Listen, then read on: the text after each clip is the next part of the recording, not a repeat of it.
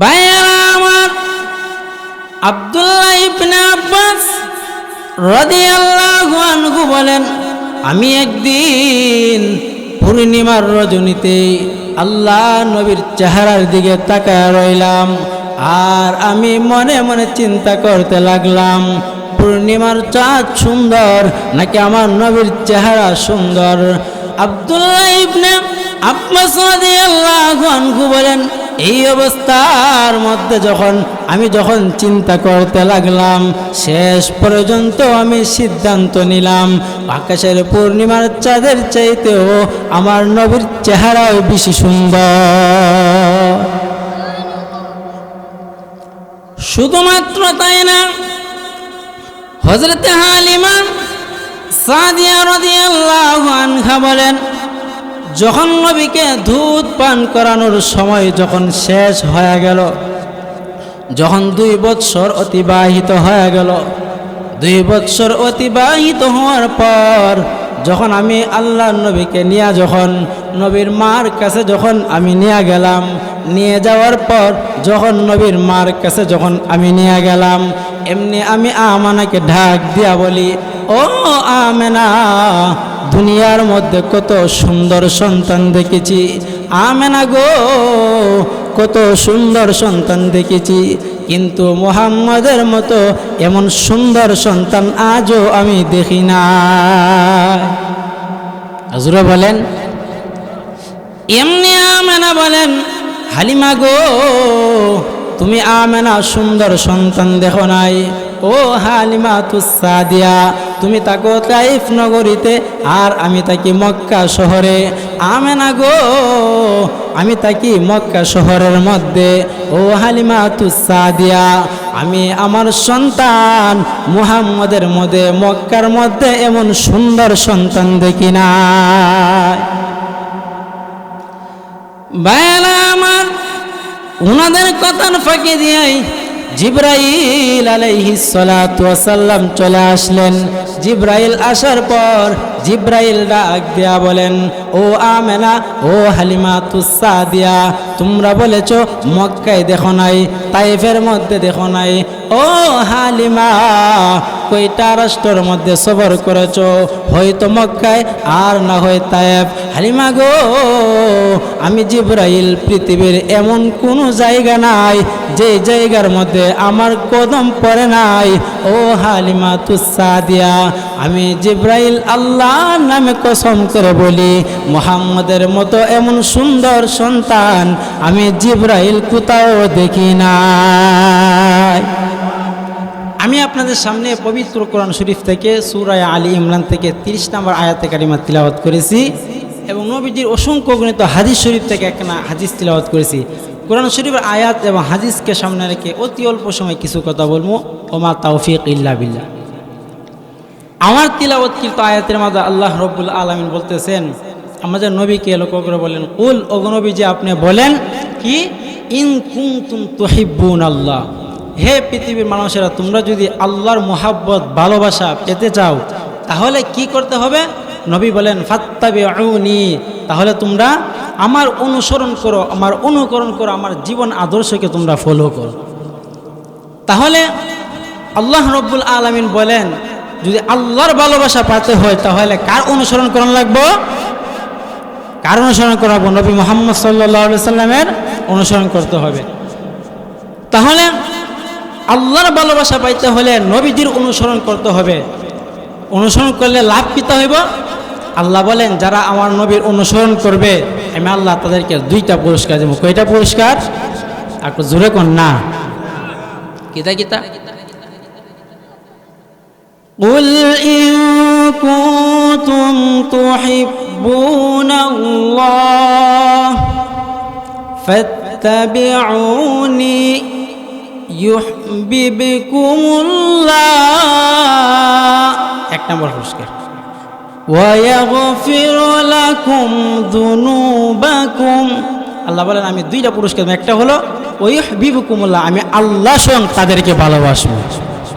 আর আসতে কোন সুবহানাল্লাহ। কেউ আমরা দেশের প্রধানমন্ত্রী যদি কইতো যে আমি ইমুককে ভালোবাসবো, তাহলে কি তা মনে করেন লোকটার অবস্থা কি মনে হইল? খুশির সুরে দেখা দিল চিৎকার দিয়া কইলা ফাইটা গেল গা।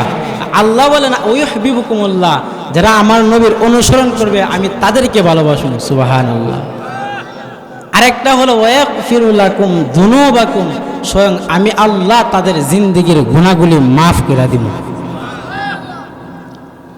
তাহলে আল্লাহর ভালোবাসা পাইতে হলে নবীর অনুসরণ করতে হবে, যেরকম ঠিক না বেটি? আমরা কি আল্লাহর ভালোবাসা পাইতাম চাই কি চাই না? কারা কারা চাই দুইটা হাত তুলে দেন। আল্লাহ রাব্বুল আলামিন আমাদেরকে সবাইকে, আল্লাহ আমাদেরকে কবুল করুক, সবাই করুন আমিন। নবীজি হাদিস শরীফের মধ্যে বলেন, কি বলেন? কুল্লু উম্মতি ইয়াদখুলুনাল জান্নাতা ইল্লা মান আবা। আল্লাহর নবী বলেন কুল্লু উম্মতি ইয়াদখুলুনাল জান্নাতা ইল্লা মান আবা, আমার প্রত্যেকটা উম্মতই জান্নাতে যাবেন, ইল্লা মান আবা, তবে অস্বীকারীরা ব্যতীত। সাহাবায়ে কেরাম প্রশ্ন করে কিলা ওয়া মান আবা, আল্লাহর নবী গো কিলা ওয়া মান আবা, অস্বীকারী তার কারা, তাদের কি পরিচয়, তারা কোন ধরনের লোক? এমনি আল্লাহর নবী বলেন সাহাবীরা রে, মান আতাআনি দাখালাল জান্নাহ, যারা আমার অনুসরণ করবে, আমার অনুকরণ করবে, নিজের মন যেভাবে চা সেভাবে চলবে না, আমি নবীর তরিকা অনুযায়ী নিজের জিন্দেগিটাকে পরিচালনা করবেন, তারা হলে দাখালাল জান্নাহ, তারা জান্নাতে প্রবেশ করবে।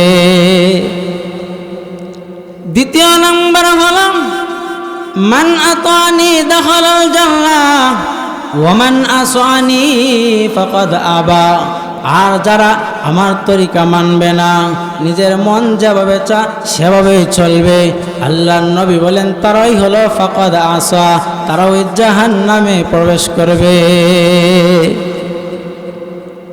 এই জন্য মুসলমানেরা, আমাদের আকাবের বুজুর্গানেরা যারা ছিলেন, তারা সুন্নতের উপর বড় অটল অবিচল ছিলেন, সুন্নতের বড় পাবন্দি করতেন।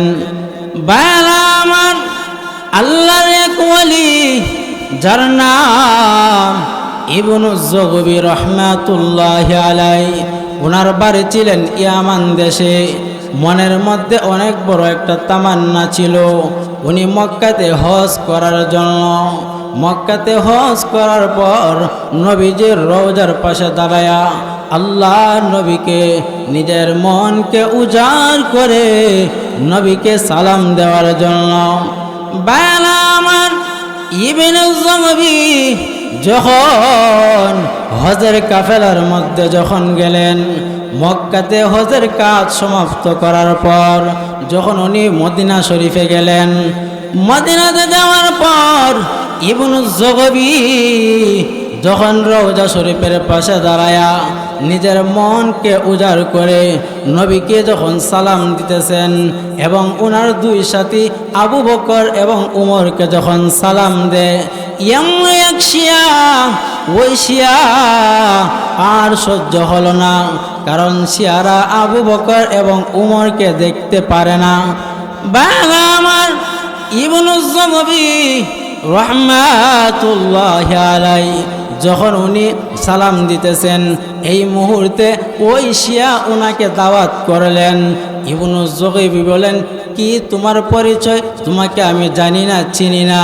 এমনি ইবনুজ যুগবি বলেন, না তারপরও তুমি তো আমাকে দাওয়াত করেছো, দাওয়াত কবুল করা হলো নবীর সুন্নত, অতএব তোমার সাথে আমার যেতেই হবে। ইবনুজ যুগবি রাহমাতুল্লাহি আলাইহি ওই শিয়ার সাথে যখন চলে গেলেন, চলে যাওয়ার পর যখন শিয়া বাড়িতে নিয়ে গেলেন, বাড়িতে নিয়ে যা দেখা গেল ওনাকে আপ্যায়ন করবে দূরের কথা, ওনার জিহ্বাকে কেটে দিলেন। ইবনুজ যুগবি রাহমাতুল্লাহি আলাইহি যখন কাটা জিহ্বা নিয়ে যখন নবীজির রওজা শরীফের পাশে আসলেন, আয়েশা জিহ্বার টুকরা হাতের মধ্যে নিয়া আল্লাহ নবীকে কান দেয়ার বলেন, নবী গো কেন আপনাকে সালাম দিলাম, কেন আপনার দুই সাথীকে সালাম দিলাম, এই জন্য ওই শিয়া আমার জিহ্বাকে কেটে দিয়েছেন। ওগো আল্লাহর নবী, এখন আমি কি করব? এমনিভাবে যখন কান্না করতে করতে যখন উনি ঘুমায় গেলেন, ঘুমানোর পর এমনি স্বপ্নের যুগে তাকায় দেখেন আল্লাহর নবী বলেন, ইবনু যুগবি দে তোর জিহ্বার টুকটাটা আমার হাতে দে। সুবহানাল্লাহ বলতেন না? আরো জোরে বলেন। আমার আল্লাহর নবীর হাতে যখন জিহ্বার টুকরা যখন দিলেন, নবীজির হাতে যখন জিহ্বার টুকরা দেওয়া হলো, এমনি আল্লাহর নবী ওনার হাত থেকে জিহ্বার টুকরাটা নিয়ে ওনার জিহ্বার মধ্যে লাগায়া দিলেন এবং নবীজির তুতু মুবারক একটু লাগায়া দিলেন। ইবনু যুগবি বলেন, এমনি আমার ঘুম ভেঙে গেল। আমি জাগ্রত হয়ে দেখি আমার জিহ্বা আগের মতোই ভালো হয়ে গেছে। বেলা আমার ইবনু যুগবি যখন বাড়ির মধ্যে চলে আসলেন, আবার পরের বছর যখন হজ করার জন্য যখন গেলেন, এমনি যখন হজ করার পর যখন মদিনার মধ্যে আবার নবীকে এইরকমভাবে সালাম দিতেছেন, এমনি আরেকটা যুবক ছেলে ডাক দিয়া বলেন, ও ইবনু যুগবি, আমার বাড়ির মধ্যে আপনার মেহমানদারি করব, আপনার দাওয়াত। এমনি ইবনু যুগবি বলেন, গত বছর দাওয়াত খাইতে গিয়া নিজের জিহ্বাকে কেটে দেওয়া হয়েছিল, এই বছর জানে আবার কি হয়ে যায়। তবে আল্লাহর নবীর সুন্নাত আমি ইবনু যুগবির জীবন চলে গেলেও ছাড়তে পারবো না। ইবনু যুগবি ইয়ামানে রাহমাতুল্লাহি আলাইহি যখন ওই যুবকের সাথে যখন চলে গেলেন, চলে যাওয়ার পর ইবনু যুগবিকে ওই ব্যক্তি যখন বাড়ির মধ্যে নিয়ে গেলেন, বাড়িতে নেওয়ার পর অনেক আদর আপ্যায়ন করলেন। আপ্যায়ন করার পর যখন বাড়ির থেকে যখন চলে আসেন, চলে আসার পর এমনি ডাক দিয়া বলেন, ওগো আল্লাহর ওলি, আমাদের ওই বাড়ির মধ্যে আসেন, আমাদের আরেকটা রুমের মধ্যে আসেন। ওই জায়গার মধ্যে যখন ইবনু যুগবি চলে গেলেন, এমনি তাকায় দেখে ওই রুমের ভিতরে একটা পেঞ্জুরা দেখা যায়, ওই পেঞ্জুরার ভিতরে একটা বানর দেখা যায়। ইবনু যুগবি বলেন, ওই বানরটাকে? এমনি ওই যুবক সন্তান ডাক দিয়া বলেন, হুজুর, ওই বানরটাকে চিনেননি?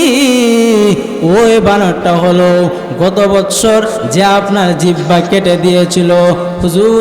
এই জন্য ওই বানর আমার পিতা, উনি বানরের স্রোত ধরে গেছেন।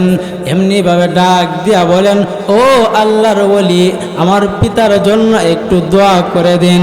ও মুসলমান, যখন আল্লাহর ওলি যখন মাফ করে দিলেন এবং দোয়া করে দিলেন, সাথে সাথে ওই বানর আবার পূর্ণ মানুষের আকৃতি ধরে ফেলেছে। এই জন্য আমাদের আকাবের বুজুর্গরা সুন্নতের উপর বড় পাবন্দি ছিলেন। দেখা গেছে হুসাইন আহমদ মদনী রহমাতুল্লাহ নাম শুনছেন তো? ওনাকে যখন ইংরেজরা যখন ওনাকে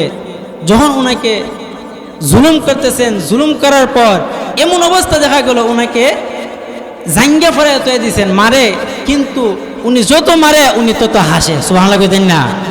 ওনারে যত মারে উনি হাসে। শেষ পর্যন্ত যখন এক ইংরেজ ওনার দাড়িটা কাটার জন্য গেলেন, তখন উনি কেঁদে দিলেন, বলেন, তুমি কাঁদো কি লিগা? এতক্ষণ মারছি, হাসছো, আর এখন কাঁদো, কারণটা কি? হুসাইন আহমদ মদনী ঢাক দিয়া বলেন, তোমরা শুনো, আমাকে যত আঘাত করছো এর চাইতে কোটি কোটি গুণ বেশি আমার আঘাত লাগবে আমার দাড়িটা যদি কাটো, কারণ এই দাড়ি তোর মধ্যে কুল লাগাইলা মানে আমার নবীর কলিজার মধ্যে কুল লাগাইলা। এই জন্য মুসলমানেরা আল্লাহ নবী বলেন, মান তামাসসাকা বিসুন্নতি ইনদা ফাসাদি উম্মতি ফালাহু আজরু মিয়াতি শাহিদ। আল্লাহ নবী বলেন, আমার যেই উম্মত, আমার উম্মতের ফিতনা ফাসাদের সময়, যেই সময়ের মধ্যে দুনিয়ার মধ্যে ফিতনা ফাসাদ ভরে যাবেন।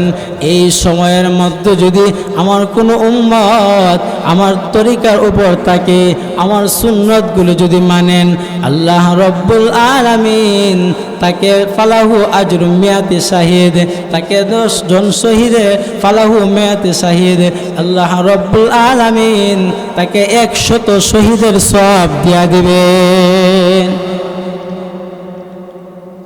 এই জন্য মুসলমান আমার নবীকে অনুসরণ করব, নিজের জীবন যেইভাবে চান সেইভাবে পরিচালনা করব না, বরং নবীর তরিকা অনুযায়ী চলব।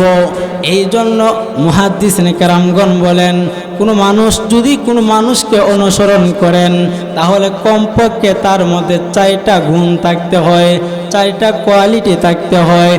আর যেই কারণে মানুষগুলো একজন আরেকজনকে অনুসরণ করেন, এই যে অনুসরণ করার ক্ষেত্রে যতগুলো গুণ থাকা দরকার, এই সবগুলো গুণ আমাদের নবীর মধ্যে বিদ্যমান ছিল। কি কি গুণ ছিল নবীর মধ্যে? মুহাদ্দিসিনে কেরামগণ বলেন যে মানুষ একজন আরেকজনকে অনুসরণ করে যে গুণগুলো থাকলে এর মধ্যে 1 নম্বর গুণ হলো জামাল। ওই মানুষটা যদি সুন্দর হয় তাহলে ওই মানুষটার অনুসরণ করে, যেরকম ঠিক না বেটি? আর সুন্দর হলে মানুষ অনুসরণ করে, তাহলে সুন্দরের জন্য যে অনুসরণ করতে হয় তাহলে আমাদের নবীকেও অনুসরণ করতে হবে, যেরকম ঠিক না বেটি? কারণ নবী কি পরিমাণ সুন্দর ছিলেন। ভাইয়েরা আমার, আব্দুল্লাহ ইবনে আব্বাস রাদিয়াল্লাহু আনহু বলেন, আমি একদিন পূর্ণিমার রজনীতে আল্লাহ নবীর চেহারার দিকে তাকায় রইলাম, আর আমি মনে মনে চিন্তা করতে লাগলাম, পূর্ণিমার চাঁদ সুন্দর নাকি আমার নবীর চেহারা সুন্দর? আব্দুল্লাহ ইবনে আব্বাস রাদিয়াল্লাহু আনহু বলেন, এই অবস্থার মধ্যে আমি যখন চিন্তা করতে লাগলাম, শেষ পর্যন্ত আমি সিদ্ধান্ত নিলাম আকাশের পূর্ণিমার চাঁদের চাইতেও আমার নবীর চেহারাও বেশি সুন্দর। শুধুমাত্র তাই না, হযরতে হালিমা সাদিয়া রাদিয়াল্লাহু আনহা বলেন, যখন নবীকে দুধ পান করানোর সময় যখন শেষ হয়ে গেল, যখন 2 বৎসর অতিবাহিত হয়ে গেল, 2 বৎসর অতিবাহিত হওয়ার পর যখন আমি আল্লাহ নবীকে নিয়ে যখন নবীর মার কাছে যখন আমি নিয়ে গেলাম, নিয়ে যাওয়ার পর যখন নবীর মার কাছে যখন আমি নিয়ে গেলাম, এমনি আমি আমানাকে ঢাক দিয়া বলি, ও আমেনা, দুনিয়ার মধ্যে কত সুন্দর সন্তান দেখেছি, আমেনা গো, কত সুন্দর সন্তান দেখেছি, কিন্তু মুহাম্মদের মতো এমন সুন্দর সন্তান আজও আমি দেখি না। হুজুর বলেন, এমনি আমেনা বলেন, হালিমা গো, তুমি আমেনা সুন্দর সন্তান দেখো নাই, ও হালিমাতুস সাদিয়া, তুমি থাকো তাইফ নগরীতে আর আমি থাকি মক্কা শহরে। আমেনা গো, আমি থাকি মক্কা শহরের মধ্যে, ও হালিমাতুস সাদিয়া, আমি আমার সন্তান মুহাম্মদের মধ্যে মক্কার মধ্যে এমন সুন্দর সন্তান দেখি না। ভাইরা আমার, ওনাদের কথার ফাঁকি দিয়াই জিবরাইল আলাইহিস সালাতু ওয়াস সালাম চলে আসলেন। জিবরাইল আসার পর জিবরাইল ডাক দিয়া বলেন, ও আমেনা, ও হালিমাতুস সাদিয়া, তোমরা বলেছো মক্কায় দেখো নাই, তাইফের মধ্যে দেখো নাই, ও হালিমা, কয়টা রাষ্ট্রের মধ্যে সফর করেছো, হয়তো মক্কায় আর না হয় তাইফ। হালিমা গো, আমি জিবরাইল পৃথিবীর এমন কোনো জায়গা নাই যে জায়গার মধ্যে আমার কদম পড়ে নাই।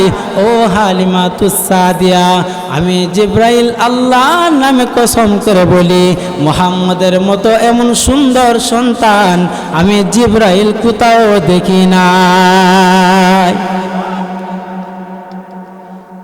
ভাইরা আমার, এমনি আল্লাহ রব্বুল আলামিন বলেন, জিবরাইল তুমিও তো তাদের মতো বললে, জিবরাইল রে তুমিও তো তাদের মতো কথা বললে। ও জিবরাইল, এই পৃথিবীতে যত মাখলুক আছে, যত কিছু আছেন, সব কিছু হলো সৃষ্টি, আর আমি আল্লাহ হইলাম স্রষ্টা। এ জিবরাইল, আমি আল্লাহ আমার ইজ্জতের কসম করে বলি, এই পৃথিবীতে যত মাখলুক আমি আল্লাহ সৃষ্টি করেছি, জিবরাইল রে আমি আল্লাহ আমার ইজ্জতের কসম করে বলি, এই পৃথিবীতে মুহাম্মাদের মতো এত সুন্দর মাখলুক আমি আল্লাহ বানাই নাই। এই জন্য মুসলমানেরা সুন্দরের জন্য যদি অনুসরণ করতে হয়, তাহলে নবী মুহাম্মদ সাল্লাল্লাহু আলাইহি সাল্লামকে অনুসরণ করতে হবে। যেরকম ঠিক না বেটি? দ্বিতীয় নম্বর হল কামালিয়ত, পরিপূর্ণতার জন্য যদি অনুসরণ করতে হয়, তাহলে আমাদের নবীকে অনুসরণ করতে হবে। কারণ আল্লাহ রাব্বুল আলামিন আমাদের নবীর মধ্যে আল্লাহ পরিপূর্ণতা দান করেছিলেন। নবীর মধ্যে আল্লাহ ইলমের পরিপূর্ণতা দিয়েছিলেন, আমলের পরিপূর্ণতা দিয়েছিলেন, আখলাকের পরিপূর্ণতা দিয়েছেন। এক কথা, সর্বদিক থেকে আল্লাহ আমাদের নবীর মধ্যে পরিপূর্ণতা দিয়েছিলেন। কেমন পরিপূর্ণতা ছিল? নবীকে আল্লাহ আখলাকের পরিপূর্ণতা দিয়েছিলেন। যেমন আল্লাহ রাব্বুল আলামিন বলেন, ওয়া ইন্নাকা লাআলা খুলকিন আযীম, আমার নবীকে আমি আল্লাহ খুলকে আযীম দান করেছি। খুলকে আযীম কাকে বলে? খুলুক তিন প্রকার। এক নম্বর হলো খুলকে কারিম, দ্বিতীয় নম্বর হলো খুলকে হাসান, তিন নম্বর হলো খুলকে আযীম। খুলকে আযীম কাকে বলে? খুলকে আযীম হলো অর্থাৎ উত্তম চরিত্র, যার সাথে যখন কোনো মানুষ খারাপ ব্যবহার করলে ওই ব্যক্তিটা এমন সুন্দর ব্যবহার করে যার দ্বারা ওই খারাপ ব্যক্তির চরিত্রটাকে ভালো বানিয়ে দেয়। কেমন চরিত্র ছিল? আল্লাহর নবীর এক সাহাবী নবীজির কাছে এসে বলেন, ওগো আল্লাহর নবী, আমি মুসলমান হয়েছি, আপনার কথার উপর আমি সব গুনাহ ছেড়ে দিয়েছি। নবী গো, তবে আমাকে একটা গুনাহ করার পারমিশন দেন, অর্থাৎ আমাকে জিনা করার পারমিশন দেন, কারণ জিনা করার জন্য আমার মন চাই। নবী গো, আমাকে জিনা করার অনুমতি দেন। আল্লাহর নবী যিনি জিনার বিচার করেন, ওনার কাছে জিনার পারমিশন চাই। মুসলমানেরা এই কথা শোনার পর নবীজি কোনো রাগ করলেন না, গুসা করলেন না।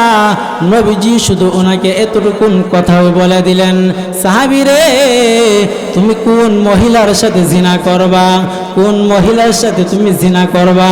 ওই মহিলা তো কোন মহিলার সাথে জিনা করবা, ওই মহিলা তো কারো মা হবে, কারো বোন হবে, অথবা কারো মেয়ে হবে, আর না হয় কারো স্ত্রী হবেন। এ সাহাবী, তোমার মেয়ের সাথে যদি কেউ জিনা করতে চায়, তাহলে তুমি কি জিনা করার অনুমতি দিবে নাকি? এমনি সাহাবী বলেন, না, জিনা করার অনুমতি দিব না। তাহলে তোমার মেয়ের সাথে যদি কেউ জিনা করতে চায়, তুমি জিনার অনুমতি দিবানি? এমনি সাহাবী বলেন, না। তাহলে তোমার স্ত্রীর সাথে জিনা করার কেউ চায়, তাহলে জিনা করার অনুমতি দিবানি? তোমার মার সাথে যদি কেউ জিনা করতে চায়, তাহলে তুমি জিনা করার অনুমতি দিবানি? এমনি সাহাবী বলেন, না, আমার জীবন থাকতেও তাদের সাথে জিনা করতে দিব না। এমনি সাহাবী এমনি আল্লাহর নবী ডাক দিয়া বলেন, এ সাহাবী, তাহলে শুনো, তুমি কার সাথে জিনা করবা?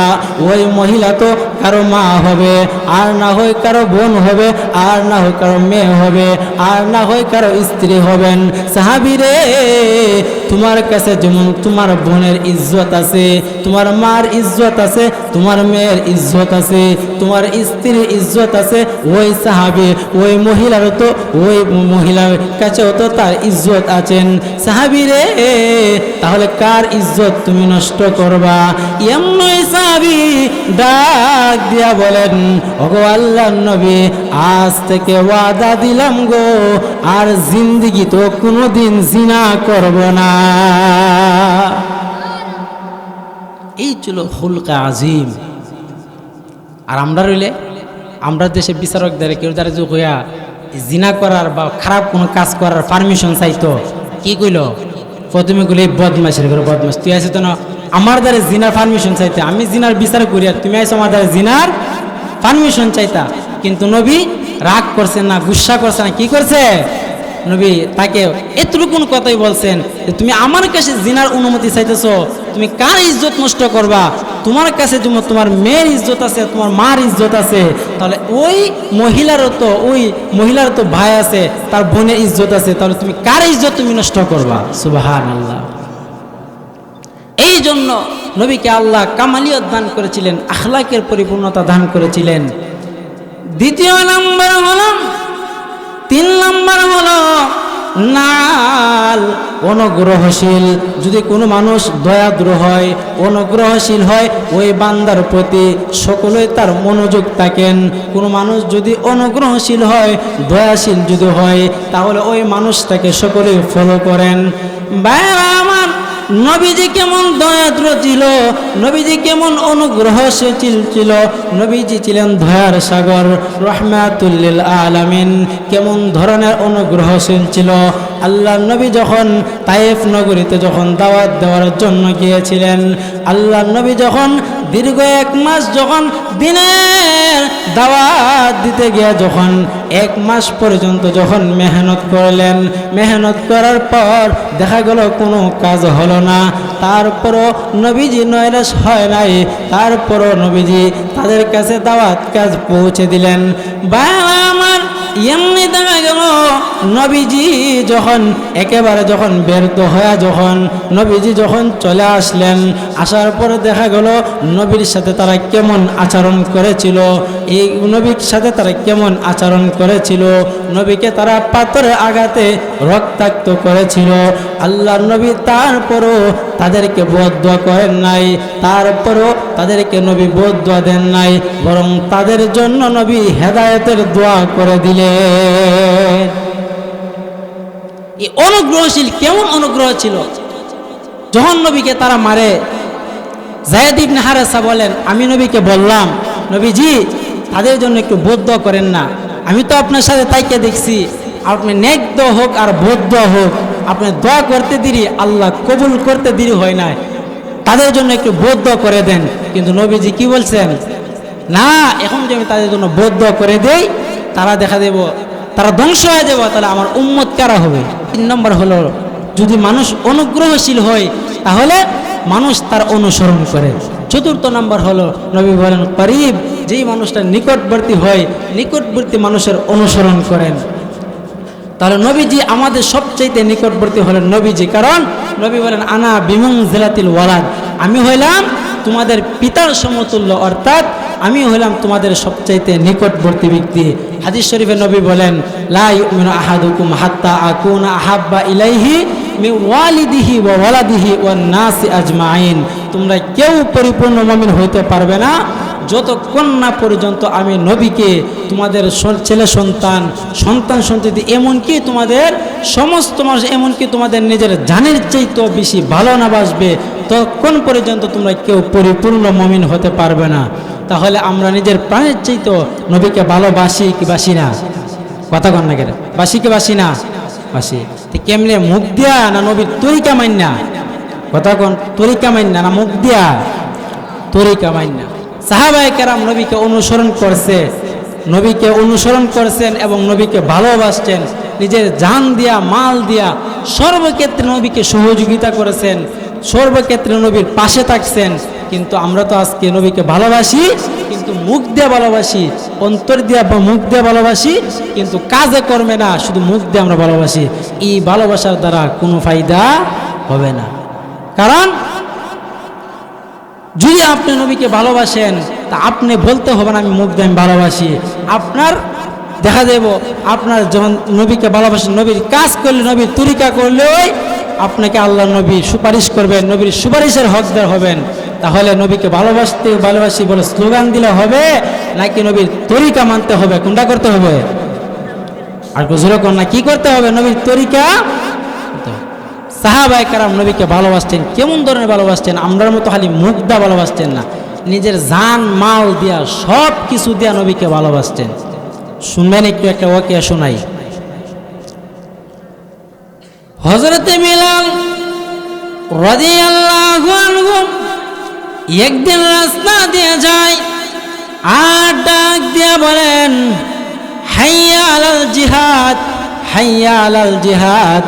বিলাল অন্যদিন আজান দে হাইয়া আলাস সালাহ, কিন্তু আজকে আজান দে হাইয়া আলাল জিহাদ। বিলালের আজান শোনা মাত্রই ঘর থেকে এক মহিলা ডাক দিয়া বলেন, বেলাল রে, তোমার আজানের পরিবর্তন হওয়ার কারণ কি? হাইয়া আলাল জিহাদ।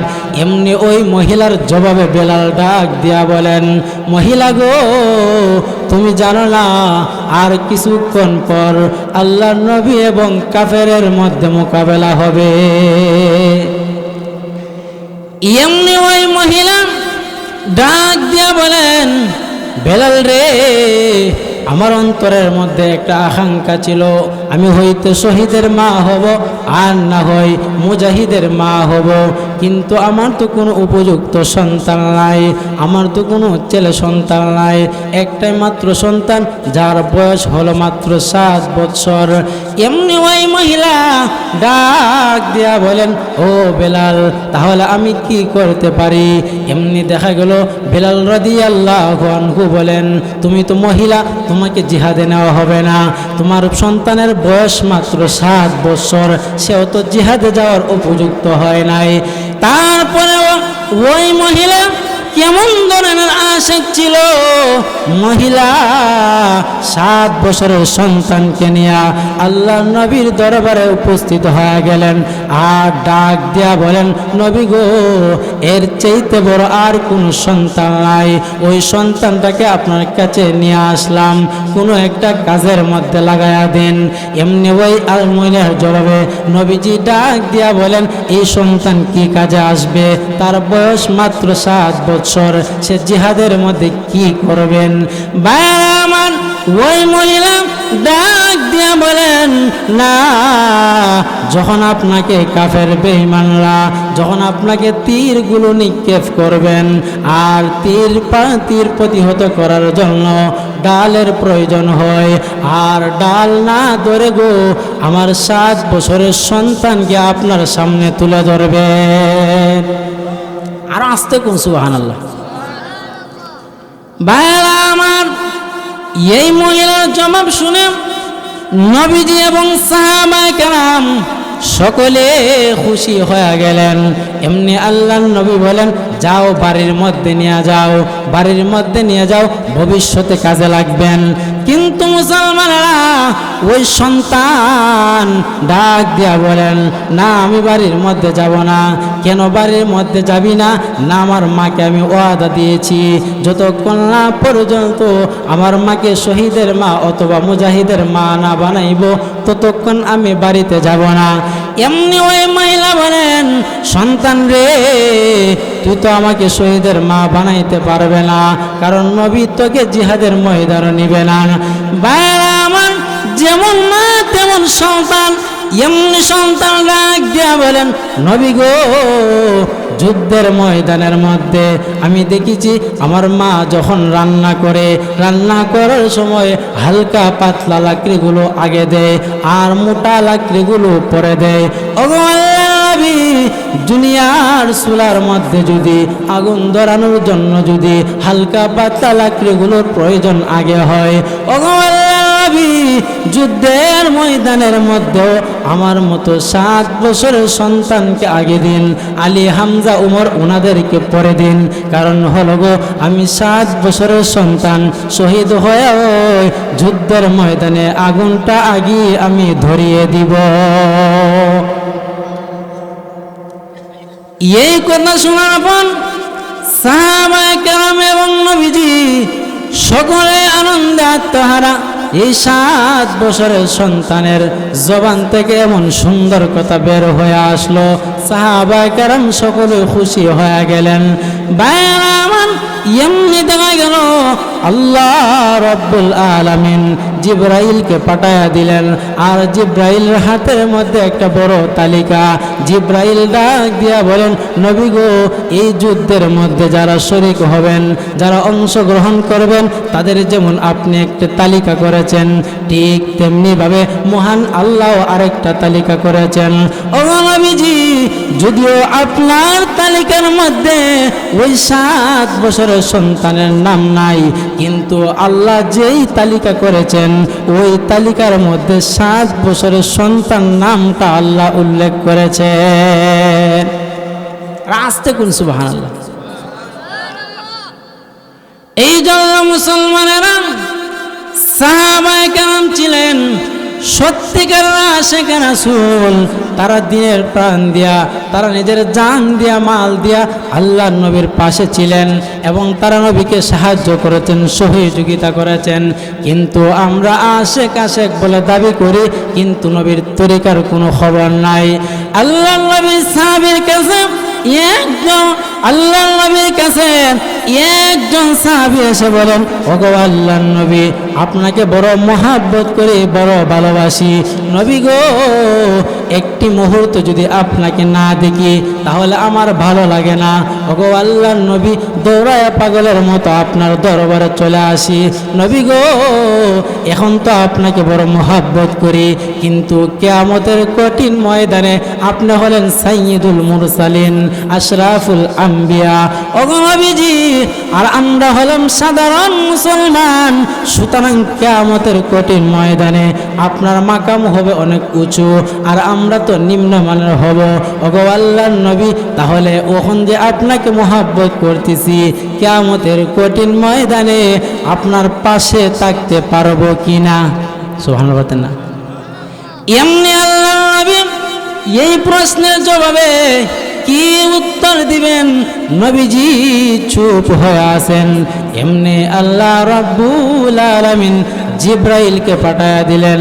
জিব্রাইল আলাইহিস সালাতু ওয়াস সালাম আল্লাহ নবীকে এসে ওই আয়াত শোনায়া দিলেন, মাইয়িতিল্লাহি ওয়ার রাসূল, মাইয়িতিল্লাহি ওয়ার রাসূল।